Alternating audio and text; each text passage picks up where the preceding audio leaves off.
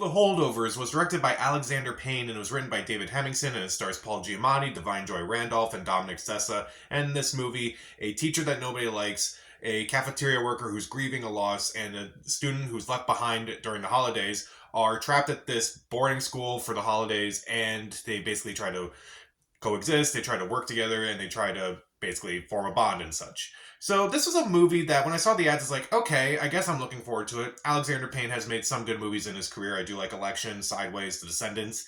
Didn't really care for his last movie, Downsizing, but that's beside the point. And it looked like this was going to go back into his more character-based stories, whereas like it kind of focuses around the characters and the situations they kind of get into.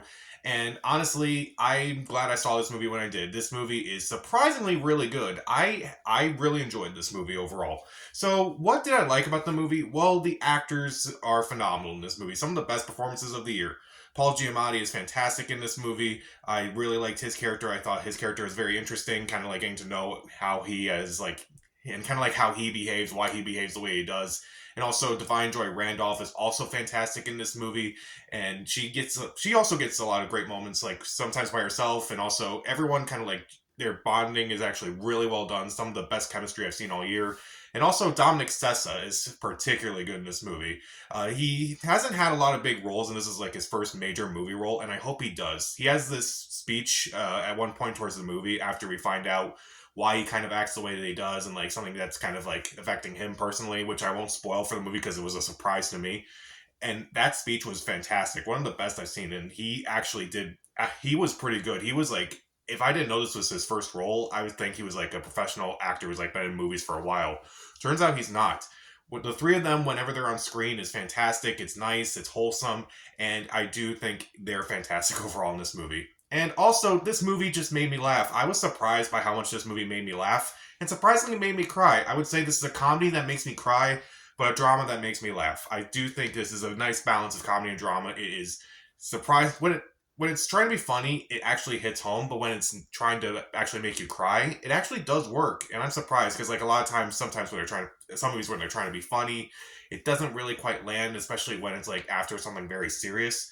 But overall, this movie definitely does it a lot better than some other movies. And also, I just really like a lot of the themes that are shown in this movie. Like, it's basically a movie basically saying, you don't really know what people are going through. You may look at people and it's like, okay, this is clearly what this person's like, and kind of like, okay, this is how this person's reacting, how this person's feeling, and it's like, you kind of just, that's all you really need to know about them. Well, turns out you don't really know them until you actually get to know them. And it's like, it doesn't exactly say it that way, but it's like, it's clearly obvious what it's trying to do. And for that reason, it's definitely a very human movie. I would argue it's probably the most human movie of the year. It's surprisingly complex and yet very simple. Just kind of like how life is.